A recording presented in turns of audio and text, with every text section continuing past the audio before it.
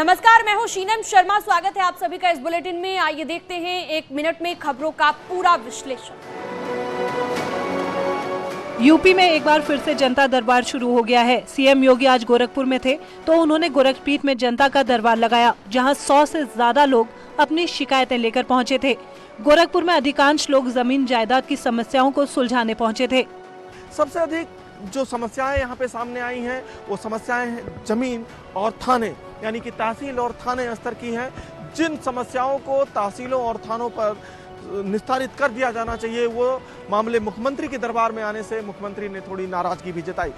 उधर लखनऊ में कृषि शिक्षा और अनुसंधान विभाग के राज्य मंत्री बलदेव औलख ने जनता दरबार लगाया, जिसमें कई जिले से फरियादी पहुंचे थे। 10 वर्षीय बच्चे की 14/6/2021 को हत्या कर दी गई। हत्यारा आज भी फरार है, तब से अभी तक पकड़ा नहीं गया है। सबको पता है, पूरे गांव को पता है, लेकिन मेरी समस्या का आज तक निराकरण नहीं हुआ है। आज मैं पहले भी आया था मुख्यमंत्री जी के यहाँ, आज फिर पुनः आया हूँ। 2017 में मुख्यमंत्री बनने के तुरंत बाद सीएम योगी ने जनता दरबार की शुरुआत की थी, लेकिन 2020 में कोरोना महामारी के चलते जनता दरबार को रोक दिया गया था। मुख्यमंत्री योगी आदित्यनाथ आज से विभागों की समीक्षा करेंगे। लोक भवन में थोड़ी ही देर में सीएम योगी के सामने सभी मंत्री प्रेजेंटेशन देंगे। सीएम ने कामकाज में मंत्रियों की सक्रियता और विभाग के प्रदर्शन के प्रति जवाबदेही भी तय की है। सभी विभागों के लिए सरकार ने प्रेजेंटेशन के नियम तय किए हैं और उसके लिए 30 मिनट का समय तय किया गया है। इस 30 मिनट में ही विभाग का परिचय और अगले 100 दिन तक 6 महीने की कार्य योजना बतानी होगी। ये तो 5 साल का पूरा एक लक्ष्य है और उस लक्ष्य में पहले 100 दिन में क्या क्या करना है उसका सब तैयार हो गया है, लेकिन वह यहाँ अभी मैं नहीं बता सकता क्योंकि प्रेजेंटेशन वहाँ होना है। प्रेजेंटेशन के पश्चात फिर आप सबको उसकी रिलीज उपलब्ध कराई जाएगी कि किस विभाग ने क्या तय किया है, क्या करेंगे। और आज मैं ये कह सकता हूँ कि हमें गाँव और गरीब के लिए एक अच्छा काम करने का ये मौका है और बहुत अच्छी तैयारी है और आने वाले समय में आपको भी लगेगा कि गांव के लिए जो होना चाहिए उससे ज्यादा हो रहा है। गोरखपुर मठ में हुए हमले के पीछे जांच में जो तथ्य सामने आ रहे हैं वो किसी बड़ी आतंकी साजिश की ओर इशारा कर रहे हैं। एटीएस की जांच में पता चला है कि आरोपी मुर्तजा सिद्धार्थनगर के अलीगढ़वा बॉर्डर से नेपाल गया था और नेपाल से वापस आने के बाद अलीगढ़वा में ही उसने हथियार खरीदा था, जिससे उसने गोरखनाथ मंदिर में सुरक्षा कर्मियों पर हमला किया था। और जैसे जैसे जांच आगे बढ़ती है वैसे वैसे कई रहस्य सामने आते हैं। सबसे पहला रहस्य ये सामने आता है कि उसके घर पे शनिवार को ही 2 लोग संदिग्ध रूप से मुर्तजा के बारे में पूछताछ करने के लिए गए होते हैं और जब उनके बारे में पता चलता है तो ये पता चलता है कि वो एटीएस के लोग थे, यानी कि एटीएस की टीम को पहले से ही उसके ऊपर शक था और एटीएस उसमें नजर बनाए हुए थे। अंसार गजवातुल हिंद से मुर्तजा अब्बासी के संबंधों की भी जांच की जा रही है। पिछले साल लखनऊ में अंसार गजवातुल हिंद के 2 आतंकी गिरफ्तार हुए थे। जांच में पता चला कि मुर्तजा आईएस की विचारधारा से प्रभावित था। उसके गोरखपुर मठ में हुए लोन वुल्फ अटैक को देखते हुए यूपी के सभी मंदिरों की सुरक्षा बढ़ा दी गई है। मथुरा में श्री कृष्ण जन्मभूमि की सुरक्षा को और सख्त कर दिया गया है। पुलिस ने चेकिंग अभियान चलाया और संदिग्ध लोगों की तलाशी ली। संदिग्ध गाड़ियों की भी जांच पड़ताल की। एडीजी सुरक्षा विनोद कुमार ने श्री कृष्ण जन्मभूमि मंदिर की सुरक्षा व्यवस्थाओं का जायजा लिया। उन्होंने कहा कि फिलहाल जन्मभूमि की सुरक्षा व्यवस्था में किसी भी अतिरिक्त फोर्स की तैनाती नहीं की गई है, क्योंकि जन्मभूमि का घेरा फुल प्रूफ है। कुछ ऐसी चीज़ें और हमारे जहन में आई हैं कि यहाँ की व्यवस्था को दोनों नज़रिए से, लॉ एंड ऑर्डर शांति व्यवस्था के नज़रिए से और किसी जो एंटी सोशल लोग होते हैं उनकी कोई स्ट्राइक के नज़रिए से, दोनों नज़रियों से हम इसको सुदृढ़ करने के लिए कुछ और हम इसमें करने जा रहे हैं। गोरखपुर में अतिक्रमण के खिलाफ प्रशासन का अभियान जारी है। मंगलवार को भी प्रशासन ने बुलडोजर चलाकर सरकारी जमीन से अवैध कब्जे हटाए। प्रशासन ऐसे स्थानों को चिन्हित कर चुका है जहां अवैध कब्जा कर निर्माण करवाया गया था। इसी कड़ी में जिला प्रशासन दुकानों के बाहर अवैध कब्जों को बुलडोजर से ध्वस्त करवा रहा है। बाकायदा लोगों को अवैध निर्माण खुद गिराने के लिए नोटिस भी दिया गया, जिसके बाद प्रशासन ने कार्रवाई की। पूरी प्रक्रिया के साथ इनको चेतावनी भी दी गई थी और नोटिस भी दिया गया था, नोटिस तामीला भी कराया गया था और फिर अनाउंस भी कराया गया था। उसके बाद ये कार्रवाई की जा रही है। उधर कासगंज में भी प्रशासन ने दुकानों के बाहर हुए अवैध कब्जों को ध्वस्त कराया। देर शाम प्रशासन की टीम अवैध निर्माण गिराने पहुंची थी। बुलडोजर के साथ प्रशासन की टीम को देखकर दुकानदारों में हड़कंप मच गया। बिलराम गेट इलाके से माल गोदाम रोड तक अतिक्रमण हटाओ अभियान चलाया गया। वहीं सहारनपुर के नवादा रोड पर नगर निगम की टीम ने चिन्हित अतिक्रमण को बुलडोजर से ध्वस्त करवा दिया। साथ ही अतिक्रमणकारियों को सख्त कार्रवाई की चेतावनी भी दी गई। ग्रेटर नोएडा में प्रशासन ने नोटिफाई जमीन को कब्जा मुक्त करवाया। जाजर गांव में यमुना अथॉरिटी ने कार्रवाई की। 1,25,000 वर्ग मीटर जमीन को भूमाफियाओं के कब्जे से मुक्त करवाया गया। इस जमीन की कीमत करीब 100 करोड़ रुपए बताई जा रही है। जमीन पर अवैध रूप से प्लॉटिंग कर उसे बेचा जा रहा था। उधर अलीगढ़ में बाबा का बुलडोजर काम पर लगा हुआ है, जहां ग्राम सभा की जमीन पर अवैध कब्जा कर माफिया ने बिल्डिंग बना ली थी, जिसे चिन्हित कर मंगलवार को ध्वस्त कर दिया गया। क्वारसी इलाके में धौर्रा माफी में भूमाफिया ने जमीन पर कब्जा किया था, जिसकी प्लॉटिंग की गई थी और अवैध रूप से बिल्डिंग भी बना ली गई थी, जिसे देखते हुए प्रशासन ने सरकारी जमीन को माफिया से मुक्त कराने का अभियान छेड़ दिया। करीब 20 करोड़ की कीमत की सरकारी जमीन कब्जा मुक्त करवाई गई। ये राज्य सरकार और ग्राम सभा की जमीन पे जो भूमाफिया और अतिक्रमण करता है, तो अवैध रूप से जो कब्जा कर ले रहे हैं, उसके विरुद्ध एक अभियान हम लोग चला रहे हैं और इस पे कुछ भूमाफियाओं ने ये बिल्डिंग बना रखी है, जिसको आज अतिक्रमण हटाया जाए। सीएम पुष्कर सिंह धामी दिल्ली दौरे पर हैं, जहां पर उन्होंने आज पीएम मोदी से मुलाकात की। उनसे उत्तराखंड के कई विकास कार्यों को लेकर चर्चा की गई। इसके साथ ही सीएम धामी ने गृह मंत्री अमित शाह और बीजेपी अध्यक्ष जेपी नड्डा से भी मुलाकात की। मुलाकात के बाद उन्होंने कहा कि पीएम मोदी ने पहले ही कहा है कि आने वाला दशक उत्तराखंड का है। राज्य में विकास के रोड मैप को लेकर कई मुद्दों को लेकर पीएम से चर्चा की गई। चुनाव का अभियान चला उत्तराखंड के अंदर प्रधानमंत्री जी के नेतृत्व में और उनके निर्देशन में भारतीय जनता पार्टी की 2/3 से ज़्यादा प्रचंड बहुमत की वहाँ पर सरकार बनी। तो कुछ भी प्रधानमंत्री जी ने पहले ही कहा है कि आने वाला दशक उत्तराखंड का दशक होगा। ऐसे बहुत सारे मुद्दे विकास के थे जो उनके समक्ष मैंने रखे हैं और उन्होंने पूरा आश्वासन भी दिया है इस पर काम करने का। और हम सब लोग उत्तराखंड के लोग माननीय प्रधानमंत्री जी का धन्यवाद देते हैं। उन्होंने कहा है कि आने वाला दशक उत्तराखंड का दशक और मैंने उनका मार्गदर्शन दिया कैसे कैसे आगे। शामली में पुलिस ने एक बदमाश को गिरफ्तार कर लिया, जिसके पास से AK-47 बरामद हुई है, जिसे देखकर पुलिस भी सख्ते में है। इसके साथ ही बदमाश के पास से 1300 से ज्यादा कारतूस भी बरामद किए गए हैं। बदमाश की पहचान अनिल उर्फ पिंटू के रूप में हुई है।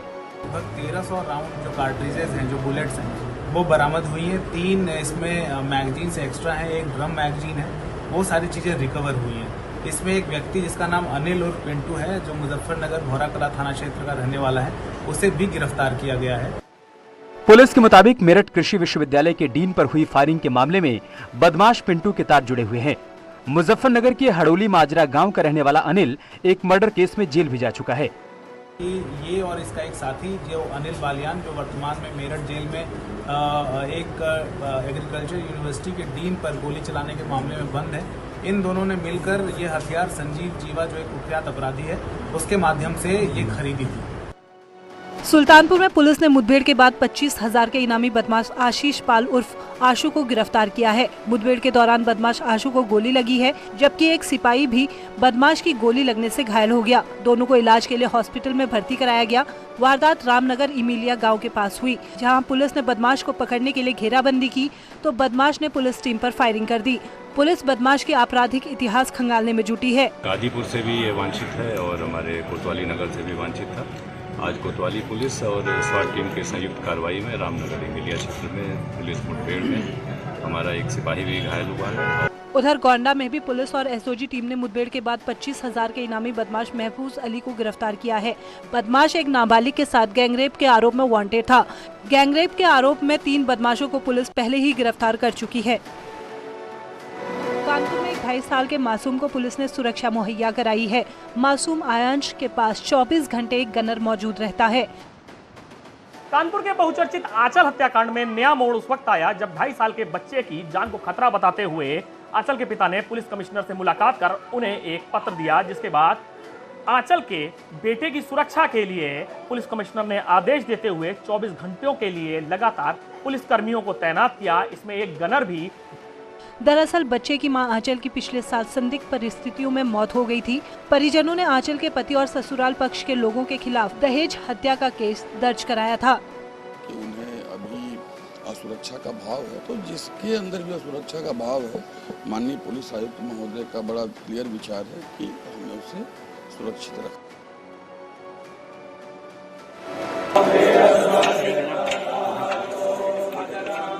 राज्यपाल लेफ्टिनेंट जनरल गुरमीत सिंह के उत्तरकाशी दौरे का दूसरा दिन था।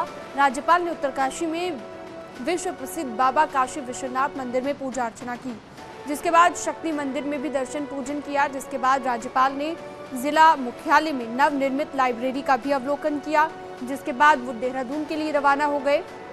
सोमवार को राज्यपाल ने स्वरोजगार से जुड़ी महिलाओं, पूर्व सैनिकों और रेड क्रॉस सोसाइटी के पदाधिकारियों से मुलाकात की और अधिकारियों के सामने 5 लक्ष्य रखे। राज्यपाल गुरमीत सिंह ने कहा कि रिवर्स पलायन को कैसे हासिल किया जाए, जैविक खेती का विकास, महिला कार्य क्षमता विकास, ई कनेक्टिविटी स्थापना विकास और आध्यात्म विकास पर भी सभी विभागों को मिलकर काम करना है।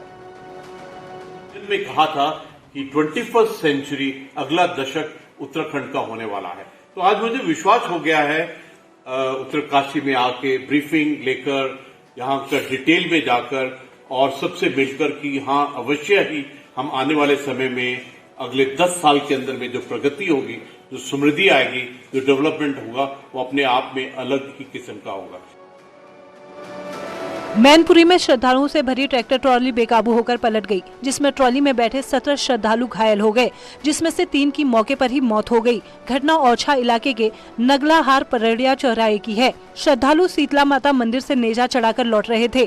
घायल श्रद्धालु फिरोजाबाद के जसराना के रहने वाले हैं। वहीं हादसे की सूचना पर प्रशासनिक अधिकारी हॉस्पिटल पहुँचे और घायलों के समुचित इलाज के निर्देश दिए। यहाँ शीतला माता मंदिर में नेजा चढ़ाने आए थे, लौट रहे थे, यहीं पलरिया चौराहा पड़ता है, उसके आगे प्रतीक्षालय के पास में उनकी ट्रैक्टर टाली पलटी हुई है। घायलों का इलाज कराया जा रहा है, गंभीर अवस्था में उनको रिफर भी कराया जा रहा है। उधर हादसे को लेकर मुख्यमंत्री योगी आदित्यनाथ ने भी दुख जताया। मुख्यमंत्री ऑफिस की ओर से ट्वीट कर शोक जताया गया, जिसमें सीएम योगी ने दिव्यांग आत्माओं को शांति की कामना करते हुए शोक संतप्त परिजनों के प्रति संवेदना व्यक्त की है। अयोध्या के कैंट इलाके में एक तेज रफ्तार बस फ्लाईओवर के पास पलट गई, जिससे 3 लोगों की मौके पर ही मौत हो गई, जबकि 30 से ज्यादा यात्री घायल हो गए। हादसा लखनऊ गोरखपुर हाईवे पर हुआ, जहां मुमताज नगर के पास दिल्ली से सिद्धार्थ नगर जा रही बस फ्लाईओवर पर ओवरटेक करने के चक्कर में रेलिंग से टकराकर पलट गई। हादसे के बाद घायलों में चीख पुकार मच गई।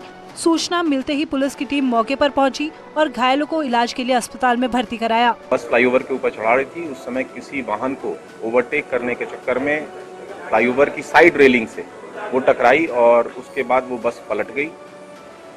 तत्काल वहाँ पे पुलिस टीम और मेडिकल टीम वहाँ पहुँची। डेथ हुए हैं और 11 घायल थे, उसमें एक घायल को रेफर किया गया है केजीएमसी और 10 का यहाँ इलाज चल रहा है जिला अस्पताल में और ये लोग ठीक होने की स्थिति में है लगभग। हादसा सुबह 8 बजे के आसपास हुआ। बस के नीचे कुछ यात्री भी दब गए, जिन्हें रेस्क्यू टीम ने क्रेन से बस उठाकर बाहर निकाला। वहीं हादसे पर सीएम योगी ने दुख जताते हुए पीड़ित परिजनों के लिए मुआवजे का ऐलान किया। मृतक के परिवारों को 2-2 लाख रुपए की मदद भी दी गई। इटावा में डंपर और एक गाड़ी में जोरदार टक्कर हो गई, जिसमें 2 लोग घायल हो गए। हादसा चौबिया इलाके के चौपुला की है, जहां टक्कर के बाद डंपर और गाड़ी दोनों ही पुल से नीचे गिर गए, जिसमें एक युवक फंस गया, जिसे पुलिस ने जेसीबी की मदद से बाहर निकाला और इलाज के लिए हॉस्पिटल भेजा।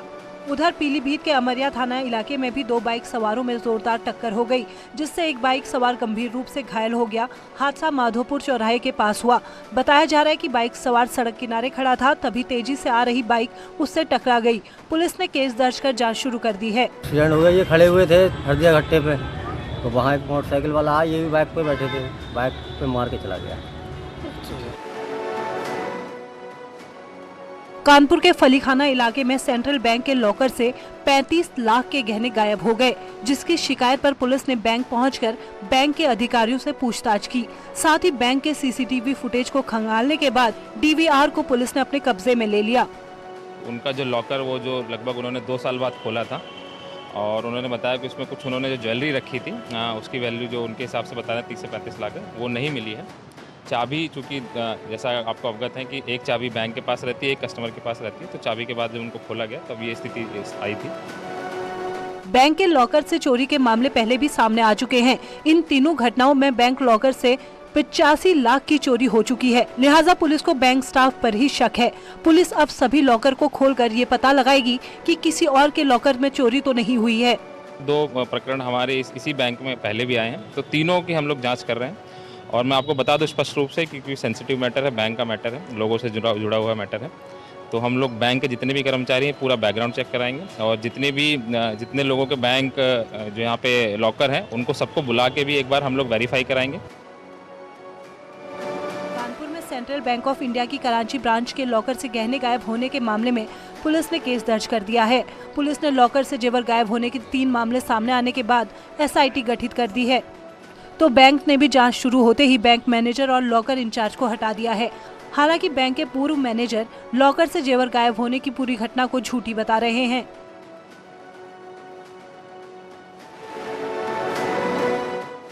जौनपुर में मंदिर के अंदर नशा करने से मना करने पर फायरिंग की घटना सामने आई है।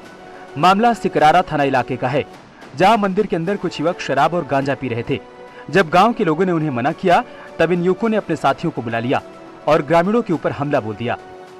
ये बताया जा रहा है कि यहाँ पर इस मंदिर पर बिशुनपुर के कुछ लड़के आकर के यहाँ पर नशे का सेवन करते थे। इस बात को मसीदा के लड़के मना करते थे। इसी बात से क्षुब्ध होकर बिशुनपुर के लड़कों ने आज अपने और लड़कों को लेकर के यहाँ पर आए और यहाँ मसीदा गांव के लड़कों से उनका झगड़ा हुआ। इतना ही नहीं, युवकों ने फायरिंग तक कर डाली, जिसमें गांव के 2 लोग घायल हो गए, जिन्हें इलाज के लिए अस्पताल में भर्ती करवाया गया। बिशुनपुर के कुछ लड़कों ने यहाँ के लोगों पर फायर कर दी और फायरिंग में अभी तक 2 लोगों को फायर आर्म की चोटें तस्दीक हुई हैं। पुलिस ने आरोपियों के खिलाफ मुकदमा दर्ज कर लिया है और जांच में जुट गई है। पुलिस जल्द ही आरोपियों की गिरफ्तारी का दावा कर रही है, जबकि गांव वाले बदमाशों का इनकाउंटर करने की मांग कर रहे हैं। हरिद्वार में गंगा में नहाने के दौरान 2 बच्चे पानी के तेज बहाव में बह गए। दोनों बच्चे सगे भाई थे। बच्चों के डूबने से परिवार में कोहराम मच गया। बताया ये जा रहा है कि दोनों सतनाम साक्षी घाट पर नहा रहे थे। अचानक दोनों पानी के तेज बहाव में डूब गए।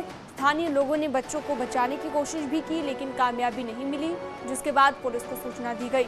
वहीं गोताखोर पुलिस गंगा में बच्चों को तलाशने में जुटी हुई है, लेकिन बच्चों का पता अभी तक नहीं लग पाया है। दोनों बच्चे कनखल थाना इलाके के जगजीतपुर के रहने वाले थे, जिनमें से एक की उम्र 16 साल तो दूसरे की उम्र 13 साल बताई जा रही है। पर पहुंचा तो मैंने देखा कि एक बच्चा मेरे को डूबता हुआ नजर आया। बता रहे हैं कि 2 बच्चे डूब गए हैं जो सतनाम साक्षी घाट पर नहा रहे थे, जिनकी उम्र 16 वर्ष और 13 वर्ष बताई जा रही है। और यहाँ रुकेंगे एक छोटे से ब्रेक के लिए, कहीं मत जाइएगा।